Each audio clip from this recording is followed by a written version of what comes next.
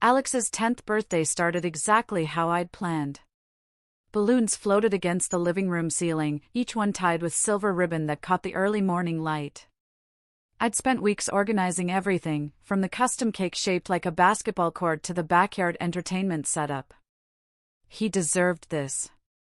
Especially after the year he'd had, with his father, Mark, just leaving, without a word. Alex came downstairs rubbing sleep from his eyes, stopping mid-step when he saw the decorations. His face just lit up, pure joy, the kind that makes every sacrifice feel worth it. He ran to me, wrapping his thin arms around my waist. "Mom, this is amazing," he whispered. "You haven't seen anything yet, birthday boy." I ruffled his hair, my chest swelling with pride. "Go get dressed. Guests arrive at noon." My phone buzzed on the counter. A text from my sister, Chloe. "Running late. Traffic be there by 12:30. Of course. Chloe always ran on her own timeline, expecting everyone else to adapt. I'd learned that pattern over 37 years of sharing DNA with her. What really bothered me, though, was knowing she'd bring Leo, my 15-year-old nephew, who'd recently developed this concerning habit of just taking whatever caught his eye. The doorbell rang at noon sharp. My best friend, Sarah, was first, carrying a wrapped gift and an encouraging smile. She knew about Mark leaving, about the financial strain, every sleepless night I'd spent worrying how to give Alex a stable, happy childhood. "Where's the birthday king?" Sarah called out, placing her gift on the designated table I'd set up near the fireplace. Alex appeared, freshly dressed in the new shirt I'd bought him. Other guests trickled in, neighbors, school friends, even a few coworkers who'd seen Alex grow up through photos on my desk. Each person added another wrapped box to the growing pile, and I watched Alex's eyes get wider. My parents, Carol and Frank, arrived early. Carol hugged me warmly, but Frank barely made eye contact before heading straight for the refreshment table. Our relationship had been strained since the divorce, especially after he'd sided with Mark in those early, bitter months. He'd called me unreasonable, dramatic, unwilling to compromise.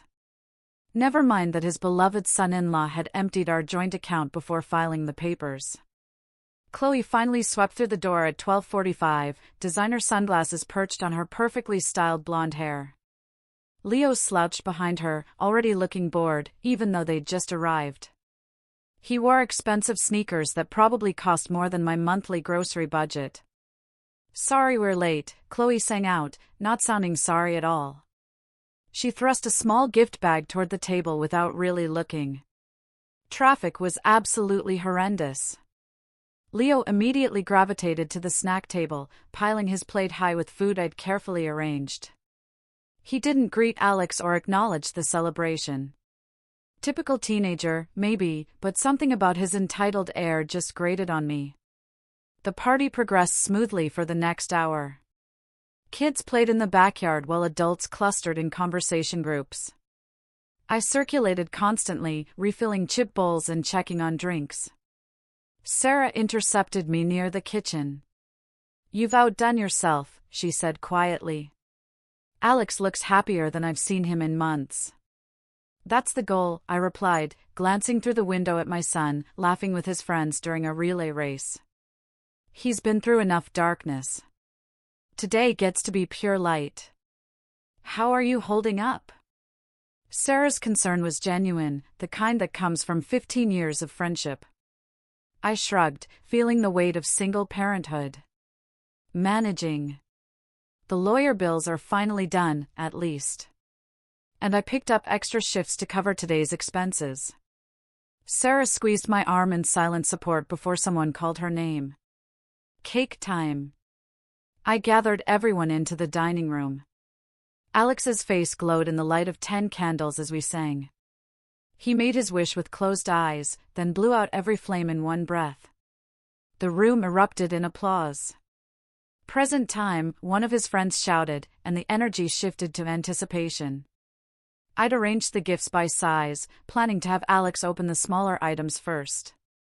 He settled onto the floor, surrounded by colorful wrapping paper and eager faces. Each gift received genuine thanks: a skateboard deck from Sarah, art supplies from Mrs. Patterson, video games from school friends. The pile dwindled until only 3 boxes remained. 2 were medium-sized presents from relatives. The third was mine, wrapped in blue paper with silver stars.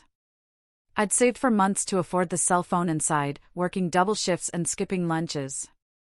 Alex had never asked for anything extravagant, never demanded the same expensive electronics his classmates carried. But I'd seen how his face fell when other kids pulled out their phones to share videos or take photos.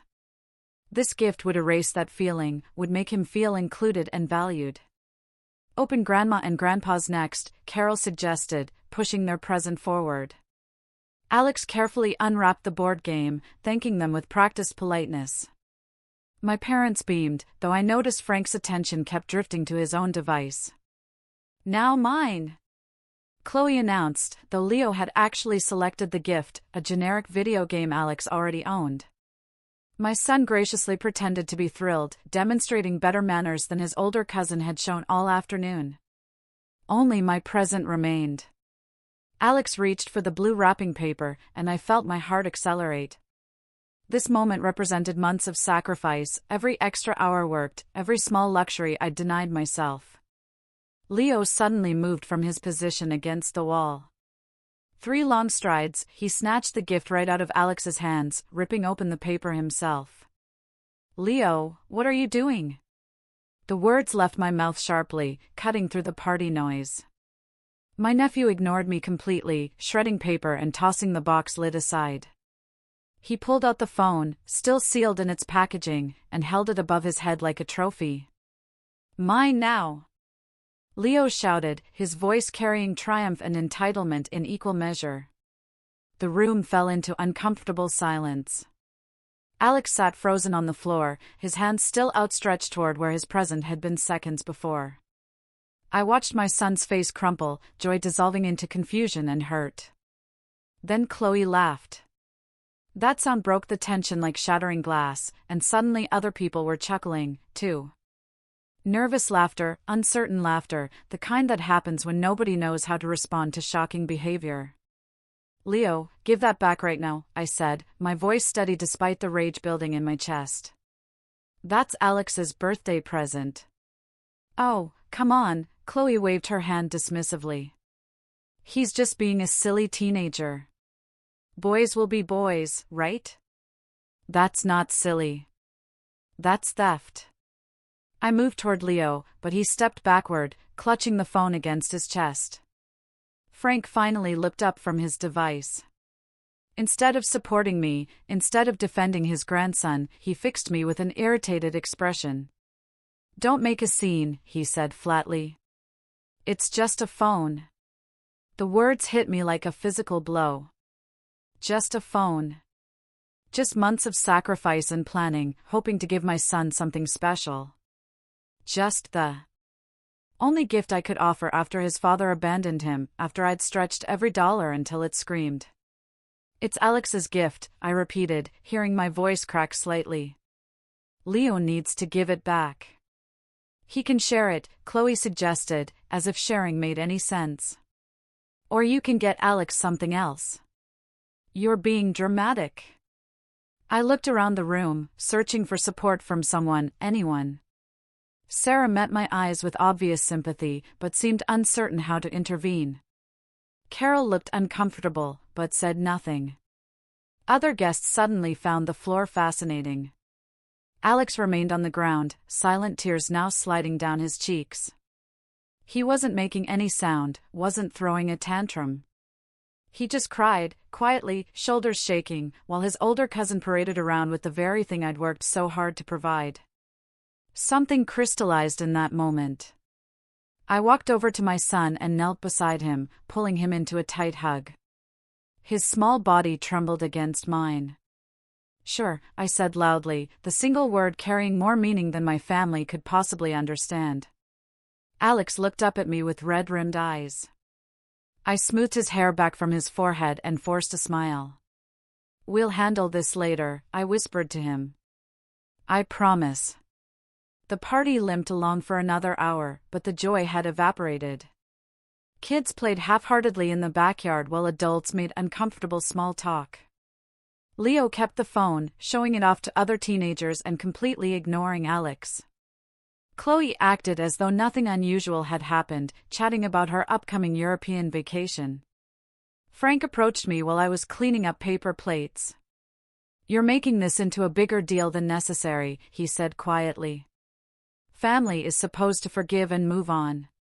Family is also supposed to respect boundaries and not steal from children," I replied, my tone icy. "You're holding grudges. That's why Mark left.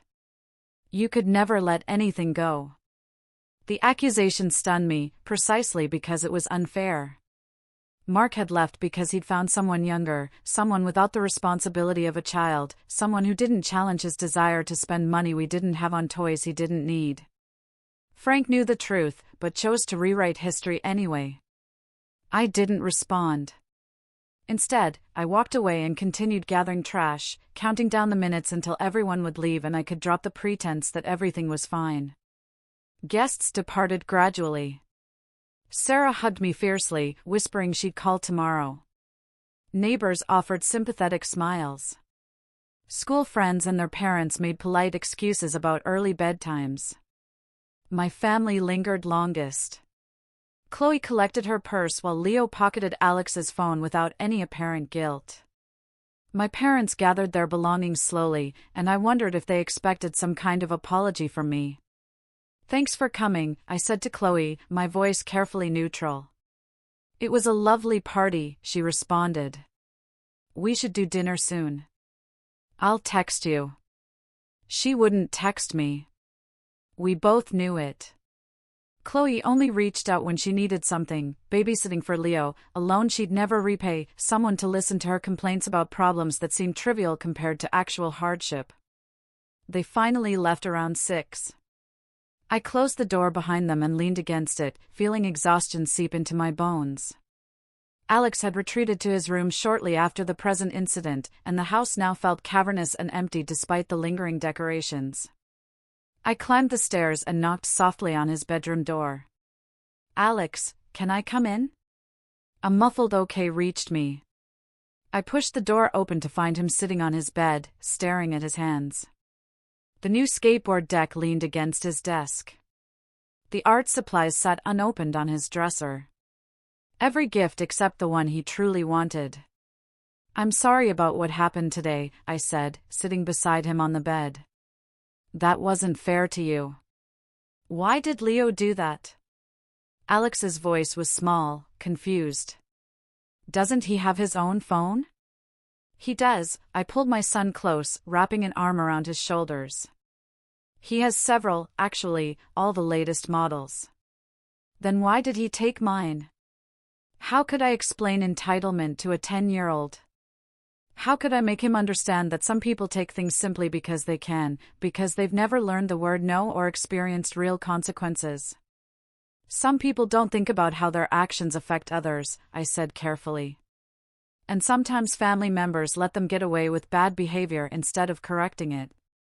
Like Grandpa." Alex looked up at me, his eyes still wet. "He said you were making a scene." The observation cut deep. My own father had chosen to criticize me rather than defend his grandson. Had prioritized avoiding conflict over protecting a child's feelings. "Grandpa made a mistake," I said, choosing my words precisely. "Sometimes adults get things wrong. Even adults we expect to get them right." "Are you going to get my phone back?" The question hung in the air between us. I thought about confronting Chloe, about demanding she make Leo return what he'd stolen. I imagined the arguments, the accusations of overreacting, the family pressure to keep the peace by letting the injustice stand. "I'm going to handle it," I told Alex, making a decision that crystallized fully only as I spoke the words. "But you have to trust me that this might take a day or two." "Can you do that?" He nodded against my shoulder, and I felt fresh determination settle into my chest. This wasn't just about a phone anymore. This was about teaching my son that actions had consequences, that theft didn't get rewarded, that standing up for yourself mattered even when other people called you dramatic. We ordered pizza for dinner, just the two of us, and watched one of Alex's favorite movies. He fell asleep on the couch around 9, and I carried him to bed, tucking blankets around him gently. Back downstairs, I poured myself a glass of wine and sat at the kitchen table, formulating my plan. Chloe drove a beautiful silver sedan, one of those mid-level luxury models that screamed, "I have money to spend on appearances." She bought it 2 years ago after complaining that her old car didn't reflect her status properly. The monthly payment was higher than my rent, a fact she mentioned frequently while simultaneously claiming to be financially stressed.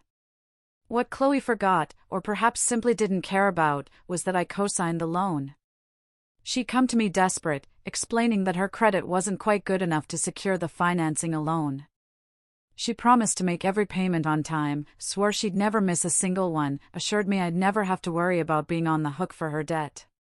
For 2 years, she kept that promise. Payments arrived regularly, and I'd nearly forgotten about the loan entirely. But the paperwork sat in my file cabinet downstairs, my signature binding me legally to that vehicle. I finished my wine and retrieved the loan documents, spreading them across the table. The terms were clear. As co-signer, I had equal legal claim to the car. If Chloe defaulted, I'd be responsible for the debt. But the reverse was also true. I had rights to the collateral securing that loan. I pulled out my phone and composed a text to Chloe. "We need to talk about what happened today. Come by tomorrow morning. At 10 o'clock. Bring Leo and Alex's phone." Her response came almost immediately. "Can't tomorrow. Busy. Besides, you're overreacting. Let it go." "Perfect," I texted back. "Then I'll come to you. Address."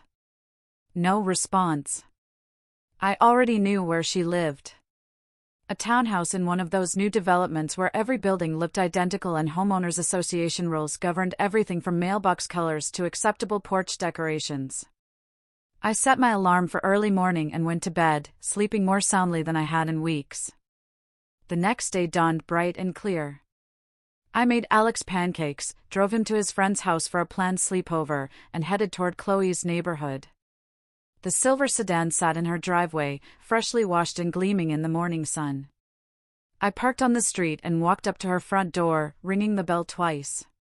Chloe answered in yoga pants and an expression of annoyed confusion. "What are you doing here?" she asked, blocking the doorway. "I told you I was busy." "I need the car keys," I said calmly. "What?" "The keys to the sedan. I need them now." Chloe's face cycled through several expressions: confusion, disbelief, then mounting anger. "Have you lost your mind? That's my car. Actually, it's our car. Check the loan paperwork. I'm a co-signer, which gives me equal legal rights to the vehicle." I held up my hand, palm up. "Keys, please. You can't just take my car." Chloe's voice rose sharply. "That's insane." "Is it?" I kept my tone level, almost conversational. "Because yesterday, Leo took Alex's phone right out of his hands. You laughed about it. Frank said I was making a scene over just a phone. Well, this is just a car. Relax. Don't make a scene." Understanding finally dawned in her eyes, followed immediately by fury. "This is completely different." "How?" I asked. "Explain to me how it's different. Use small words, since apparently I'm too dramatic to understand complex concepts. I need that car for work, for groceries, for everything." Chloe's hands balled into fists.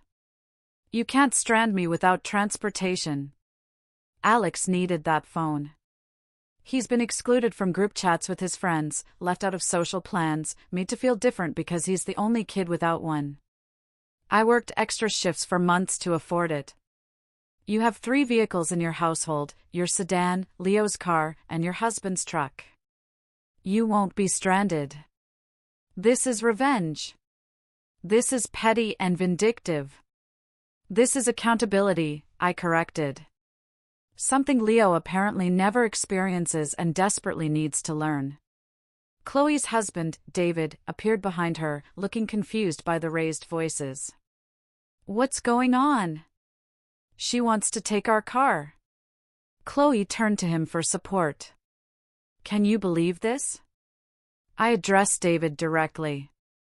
I'm a co-signer on the loan. Check the paperwork if you doubt me.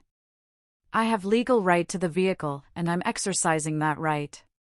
If you'd like to discuss terms for its return, we can do that after Leo returns Alex's phone and apologizes for taking it.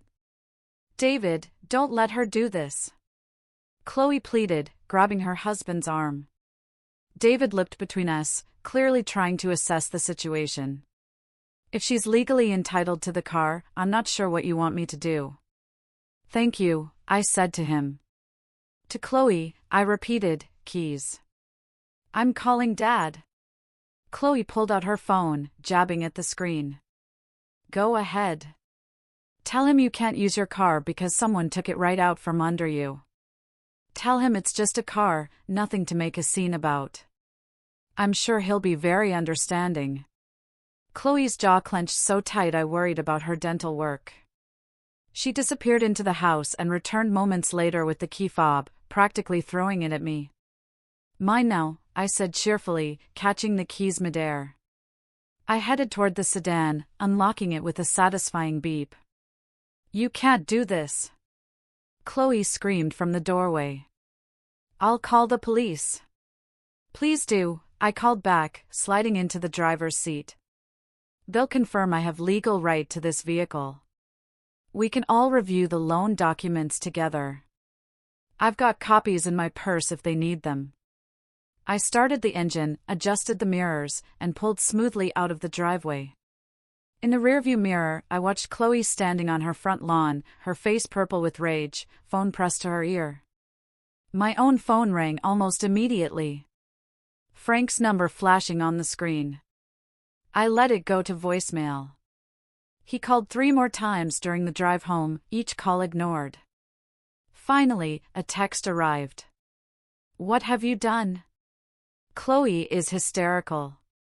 Call me immediately. I responded. I took what was mine just like Leo took what was Alex's. She can have it back when Alex gets his phone back. Simple exchange. Frank called again. This time I answered, putting him on speaker. Have you completely lost your senses? His voice boomed through the car. You stole your sister's vehicle. I didn't steal anything. I'm a legal cosigner on the loan. The bank will confirm my rights to the car if you'd like to check. That's not the point, really, because yesterday the point was that I shouldn't make a scene over just a phone. Today Chloe needs her car for important things. Both items have value, sentimental and practical. Both were taken without permission. The only difference is that I have the legal right to take this car, whereas Leo had no right to take Alex's phone. You're being vindictive. This isn't like you. You're right. Usually, I'm a doormat who lets people walk all over me and my son because keeping the peace matters more than standing up for what's right. Maybe it's time that changed. Silence stretched across the line.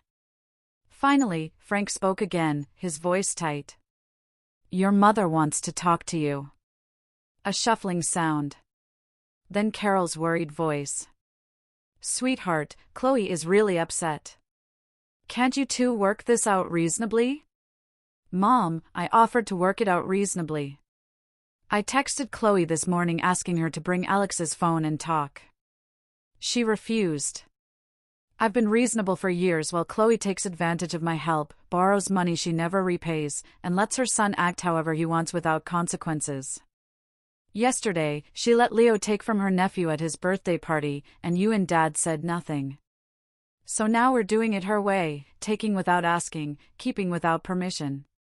But honey, you're hurting your relationship with your sister. She hurt my relationship with my son.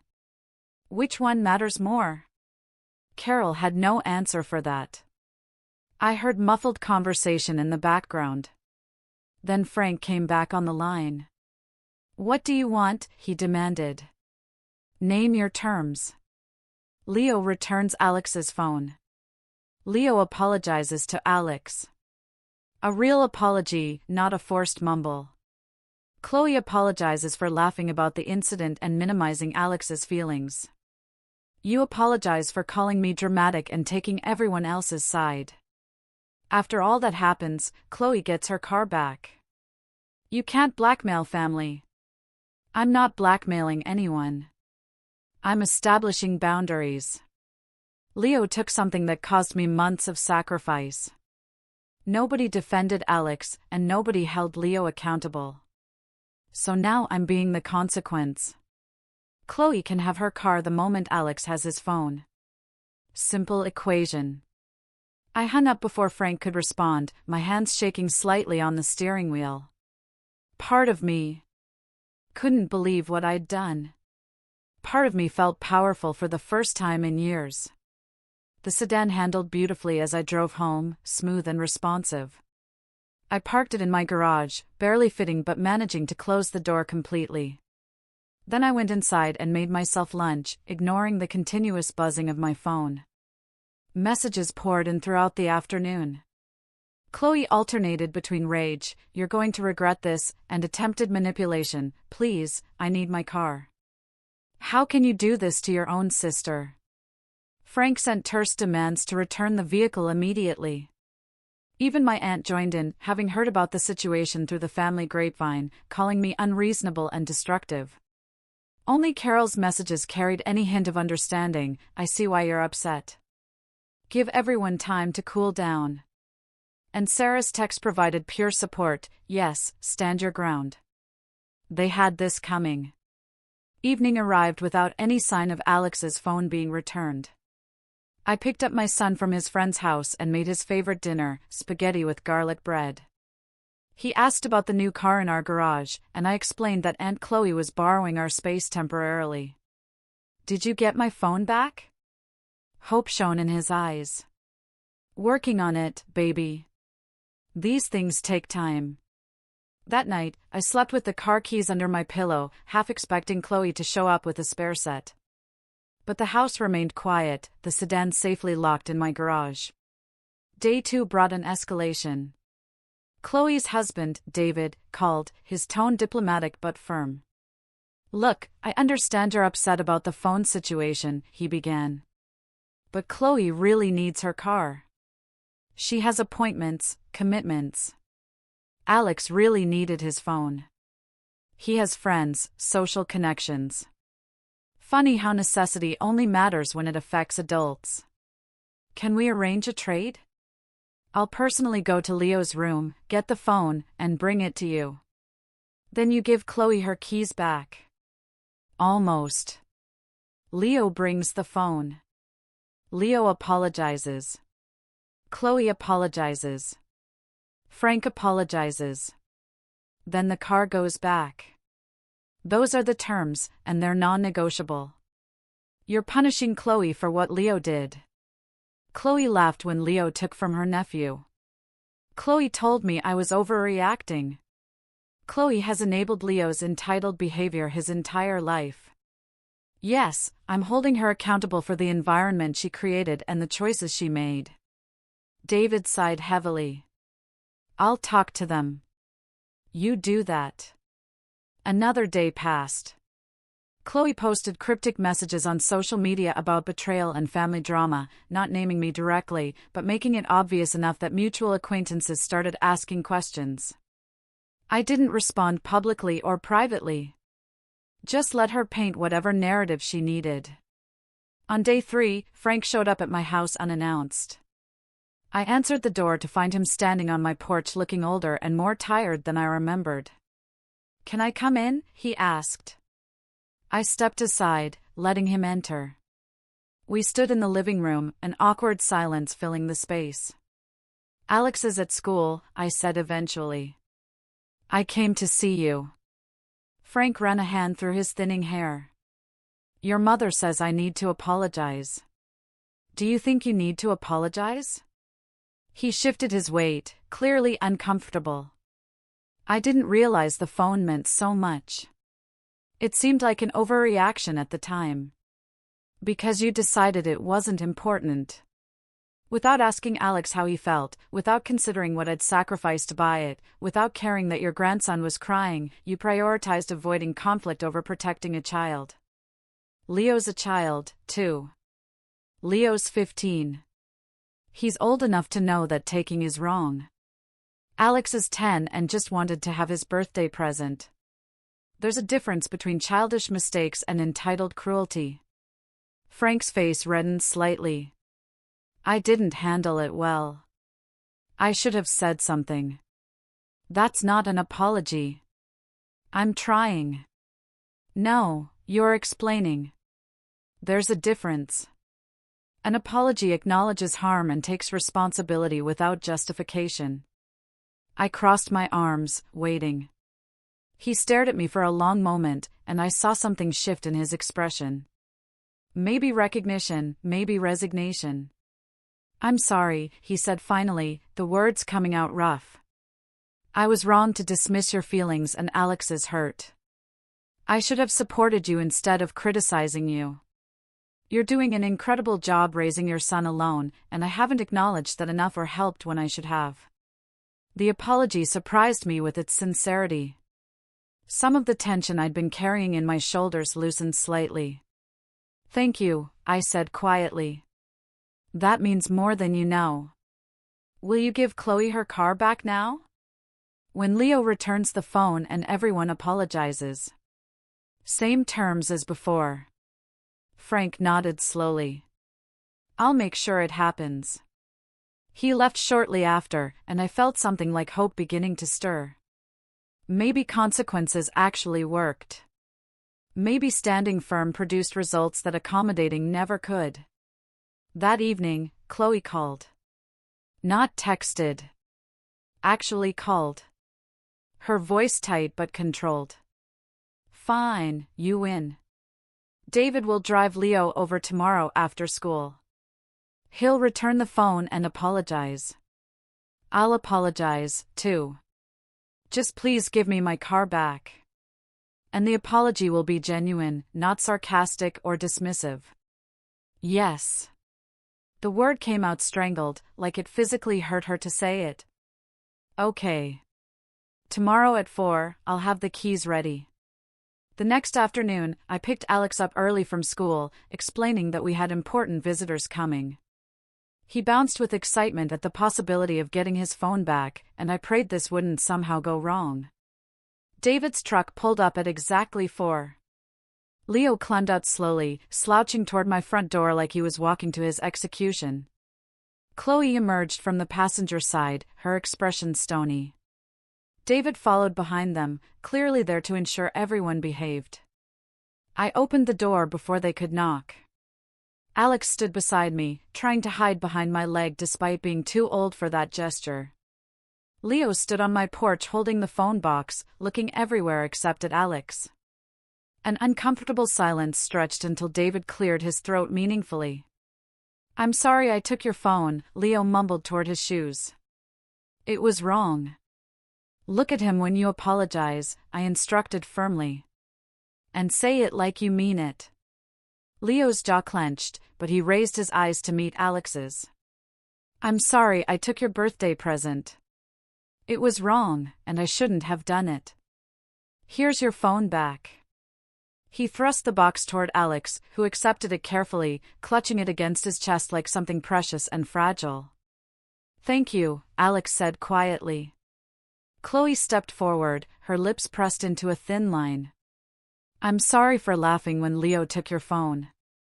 I should have stopped him and made him give it back immediately. I'm sorry for dismissing your feelings. The apology was stilted and clearly difficult for her, but it was there. Progress, even if imperfect. I appreciate that, I said, then looked at Alex. How do you feel, honey? Better. Alex turned the phone box over in his hands, examining it to make sure nothing was missing. Can I go set it up in my room? Go ahead. I'll be up in a few minutes. He disappeared upstairs, and I retrieved Chloe's car keys from where I'd left them on the entry table. The car is in my garage. It's completely undamaged. Cleaned inside and out. You'll need to back it out carefully. The fit is tight. Chloe snatched the keys from my hand. I can't believe you did this. Over a phone. I can't believe you thought taking from a 10-year-old at his birthday party was acceptable, but here we are. She turned and stalked toward my garage without another word. David offered me an apologetic shrug before following her. Leo trailed behind his parents, looking relieved to be leaving. I watched Chloe back the sedan out of my garage with jerky, aggressive movements. The car barely cleared the doorframe on both sides. She peeled out of my driveway fast enough to leave faint rubber marks on the pavement. Well, David said, still standing on my porch. That could have gone worse. Could it? I asked, genuinely curious. She's already planning to never speak to you again, if that counts as worse. Honestly, that might be an improvement for both of us. We've been pretending to have a close relationship for years while she uses me as a bank and emotional dumping ground. Maybe some distance will be healthy. David studied me for a moment. For what it's worth, I don't think you were wrong. Leo needed to face consequences, and Chloe needs to stop enabling him. I've been saying it for years. Then maybe say it louder. She might listen to you. He smiled sadly. She might, but probably not. Good luck with everything. I closed the door after he left and went upstairs to find Alex sitting on his bed. The phone powered on and already personalized with his favorite wallpaper. It works perfectly, he said, looking up at me with shining eyes. Thank you for getting it back, Mom. I sat beside him, pulling him into a hug. You're welcome, baby. I'm sorry it took so long and got so complicated. Why did Leo take it in the first place? The question deserved an honest answer, even if the truth was complicated. Some people grow up never hearing no, they get everything they want whenever they want it without earning it or appreciating it. So, they start thinking the world revolves around them, and other people's feelings don't matter. Leo's that way because nobody's ever taught him differently. Is he going to change now? I don't know. That depends on whether his parents decide to actually parent him or keep making excuses. Either way, it's not your problem. You just focus on being the kind, thoughtful person you already are. Alex nodded against my shoulder. Can I text my friends now? They've been waiting to add me to the group chat. Go ahead. I'll start dinner. I left him happily typing away and descended to the kitchen feeling lighter than I had in days. Standing up to family was exhausting and uncomfortable, but watching my son's joy made every difficult moment worthwhile. Sarah called while I was chopping vegetables for stir-fry. Please tell me the rumors are true, she said immediately. Did you really take Chloe's car? I really did. And she had to apologize to get it back. Leo apologized to Alex.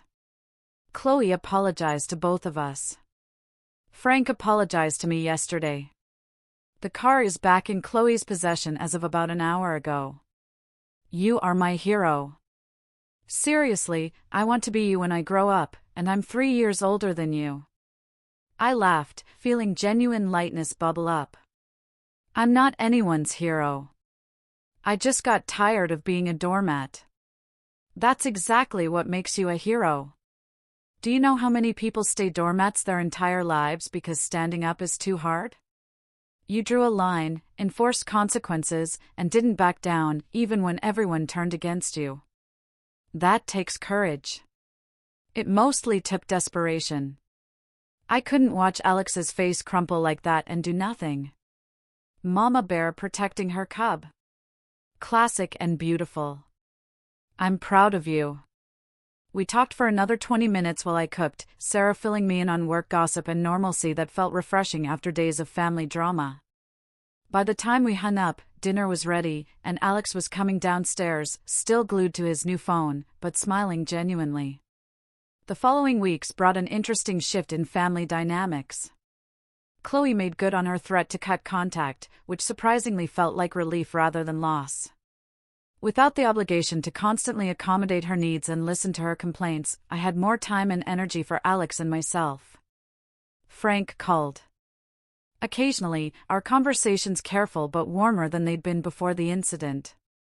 He started asking about Alex's interests and activities, making an effort to actually know his grandson rather than just occupy the same space occasionally. Carol invited us to lunch, just the three of us, without Chloe or Frank present. Over sandwiches at a cafe downtown, she confessed that she'd been watching me parent alone for years, admiring my strength, but never saying so. "I should have spoken up at the birthday party," she said quietly. "I should have defended Alex and you. I'm sorry I stayed silent. Your father and I have been enabling Chloe for a long time. It's easier than dealing with her tantrums. But watching what happened with Leo and Alex made me realize we're not helping her or her son by always smoothing things over." "What changed your mind?" Carol smiled sadly. "You did. Watching you stand up for your child, even when it was hard, even when everyone criticized you. That showed me what real parenting looks like. I'm proud of you, sweetheart." The words settled warmly in my chest, filling spaces I hadn't realized were empty. Alex thrived with his phone, joining group chats with friends and feeling included in ways that had been impossible before. His confidence grew visibly, and his grades improved as homework group chats helped him stay organized and supported. 3 months after the birthday incident, Chloe sent a brief text. "Leo got suspended for taking another student's tablet. David and I are looking into counseling for him.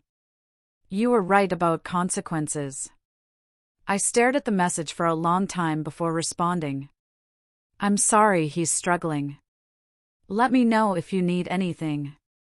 She never replied, but the olive branch extended felt important anyway. Maybe someday we'd rebuild something resembling a relationship. Maybe we wouldn't. Either way, I'd learned that protecting my child and enforcing boundaries mattered more than maintaining false peace. Alex turned 11 the following year. His birthday party was smaller, just close friends and the family members who'd proven themselves trustworthy. No drama erupted. No presents got taken. No tears were shed, except happy ones when he blew out his candles. As I watched him laugh with friends in our backyard, phone in hand, taking photos and videos to share later, I thought about how one moment of standing up had changed everything. Taking that car hadn't been about revenge or pettiness, despite what Chloe believed. It had been about teaching my son that his feelings mattered, that boundaries existed, that sometimes fighting back was necessary and right. The lesson served us both well. Alex learned to advocate for himself at school, to speak up when something felt wrong, to expect respect from the people around him. And I learned that being called dramatic or difficult was infinitely better than being a doormat. Sometimes the best gift you can give someone isn't wrapped in paper with a bow.